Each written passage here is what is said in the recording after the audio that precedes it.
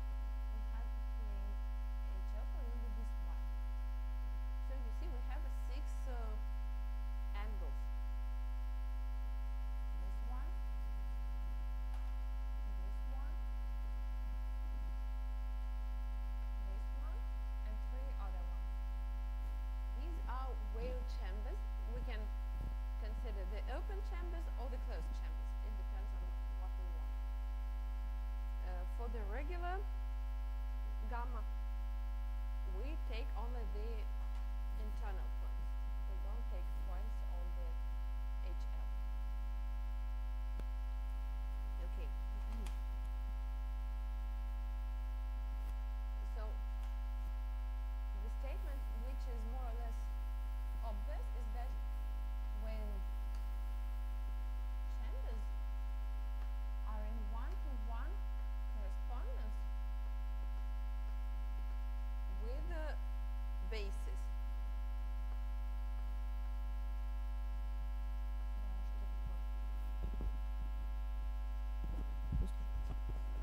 Прямо пишет кто-то. Хорошо.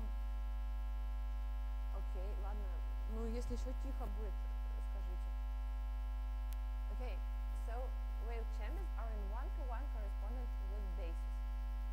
What does it mean that if we take any vector gamma from here, if we take gamma 1 and gamma 2, and we take indecomposable vectors in I should draw once more. So if we take indecomposable vectors in this semi-plane or in this semi-plane, they will be the same.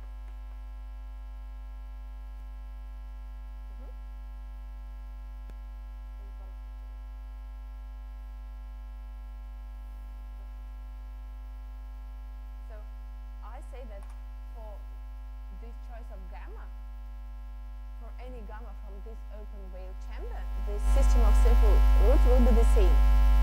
Is it obvious? So it should be obvious. Очевидно? Ну, сейчас.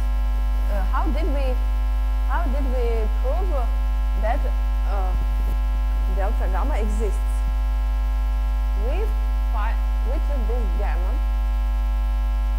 then we take H gamma, the hyperplane orthogonal to gamma. This is the H gamma. Then we say that three vectors are on one side and three vectors are on the other side. But which vectors are indecomposable? So among these three vectors, which ones are indecomposable? This one and this one. Because the middle one is the sum of these two ones. If we move a little bit H gamma, we don't change the set of vectors that lie on this side. So delta gamma will be the same. So where chambers are in one-to-one correspondence with basis. Okay. And just a bit of terminology. If we fix delta, then the fundamental wave chamber is the one if delta is fixed.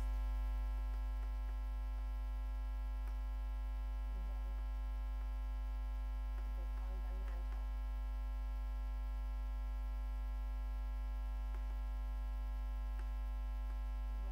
chamber is the set where gamma alpha is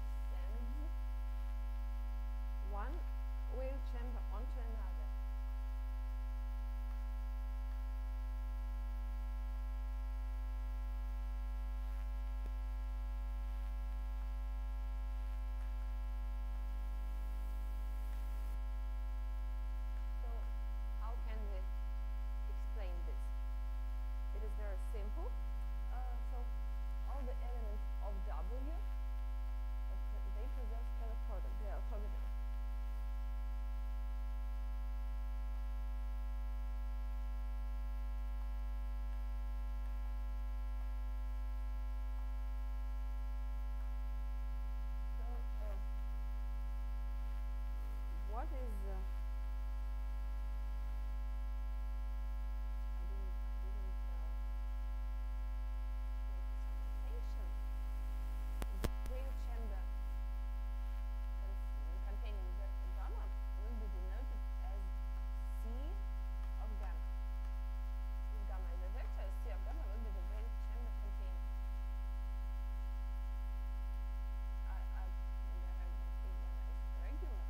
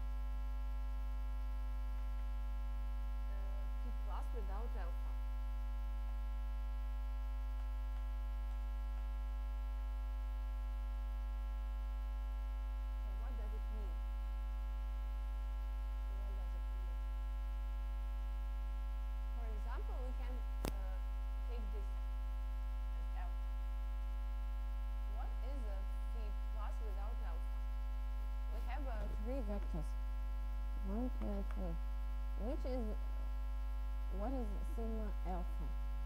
It is the reflection along the vertical line. So we commute these three vectors. So in other words, suppose that we take phi plus and we apply sigma alpha. Then alpha goes to minus alpha, but all the other positive vectors remain positive. This is only about simple reflections.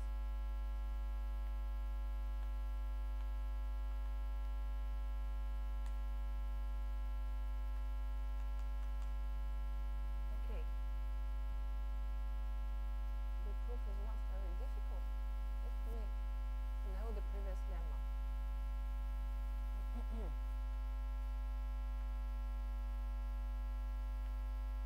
So take any beta from phi plus, which is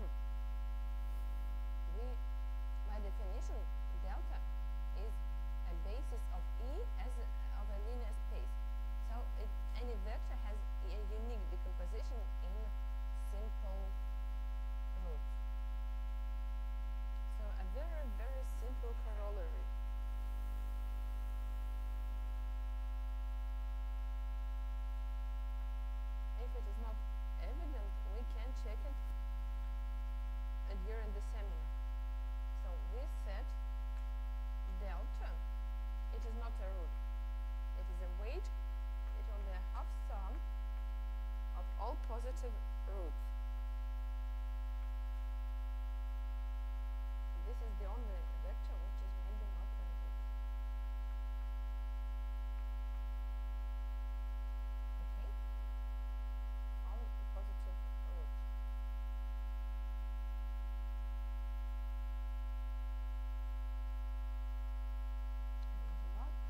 We can apply simple reflections.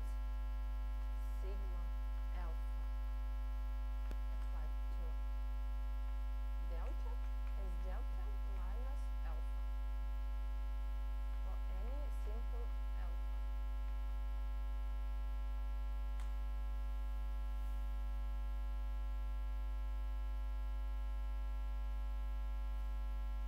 Just because should I explain or is it obvious?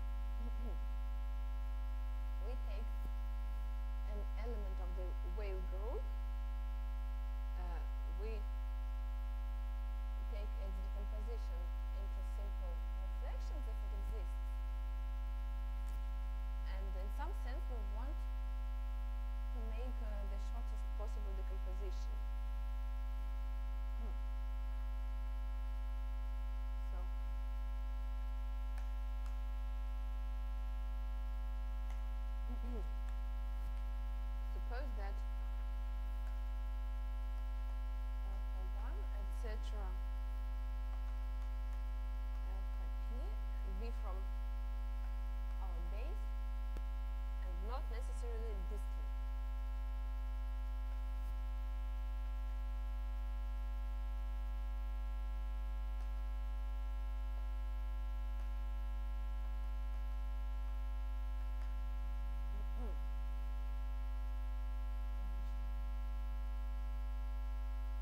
So for us, they cannot be. It has no sense to write two same alphas next to each other because then they will disappear. So I denote temporarily sigma I with sigma alpha I. Okay? And we take the following element of the Weyl group. Sigma 1, etc. Sigma 2 minus 1. This is the element of the Weyl group. And what is our element? If this element applied to alpha t is negative,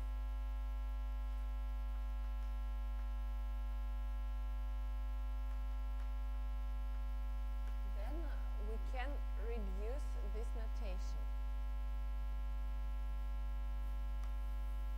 Then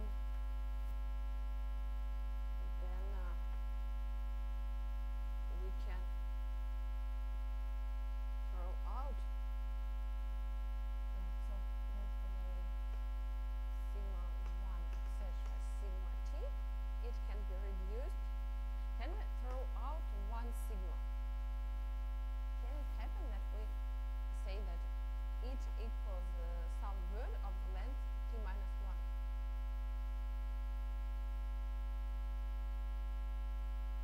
Можем ли мы сделать эту запись, короче, на одну седьмую? Да. Может быть так случится, что мы сделали запись, короче, ровно на одну седьмую.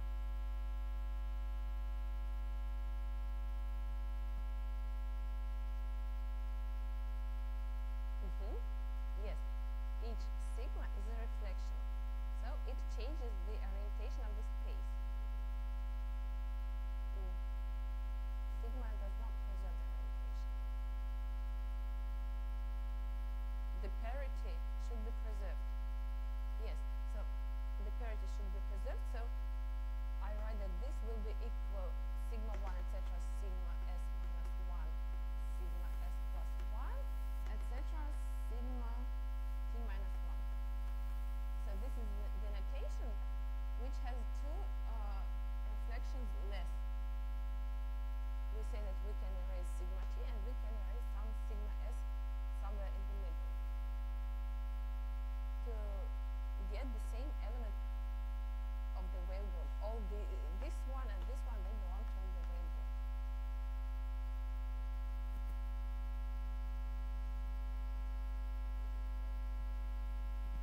Yes, they should not. They should be of the same sign. There are some elements in the Weyl group which do not preserve the orientation of the space, but if we have this equality,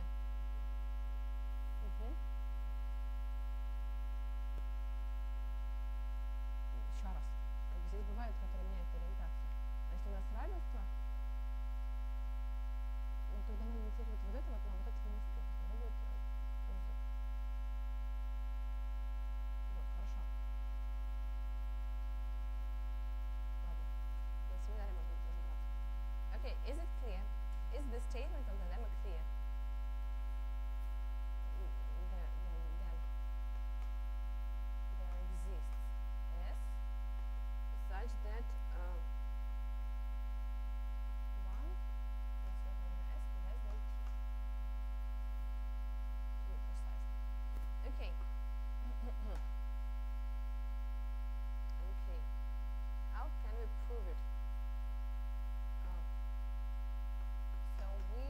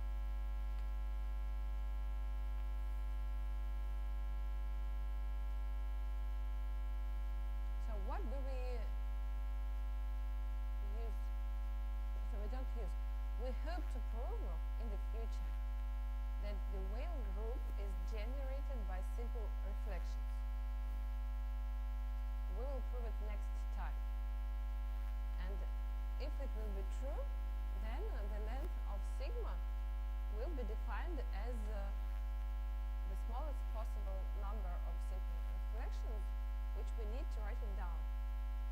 And so, if the expression is the shortest, then by this lemma,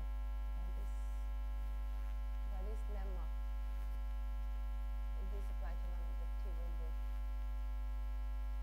positive.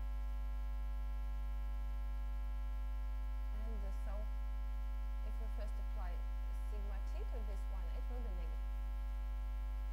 We will have minus 1, which comes out. Or otherwise, the expression can be shortened.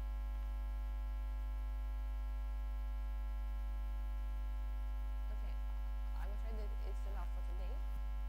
Thank you for your attention. Any questions?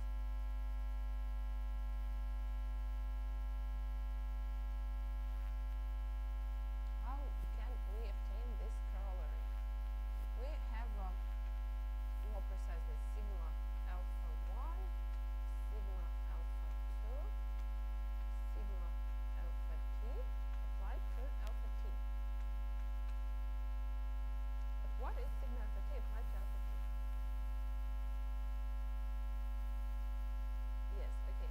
And then minus can be written minus sigma alpha 1, sigma alpha t minus 1, alpha t. Okay.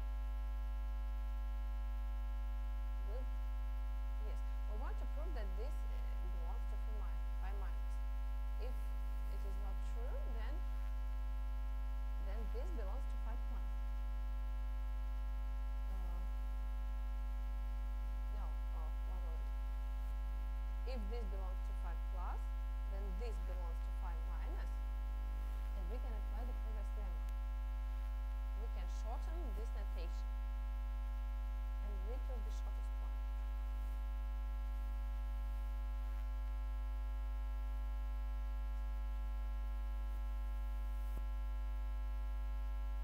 By definition, by the very first axiom, each reflection, not even simple, each reflection preserves the root system.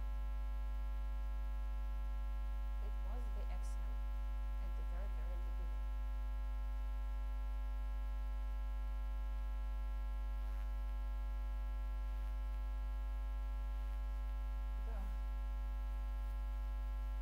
Okay, any other questions?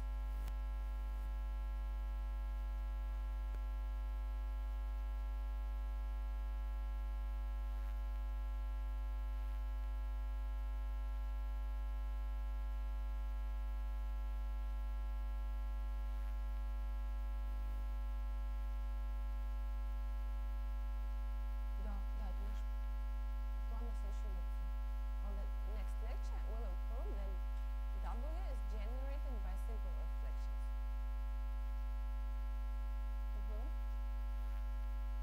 The technical question, I suppose we need to stop the translation and maybe we will have to move to another room.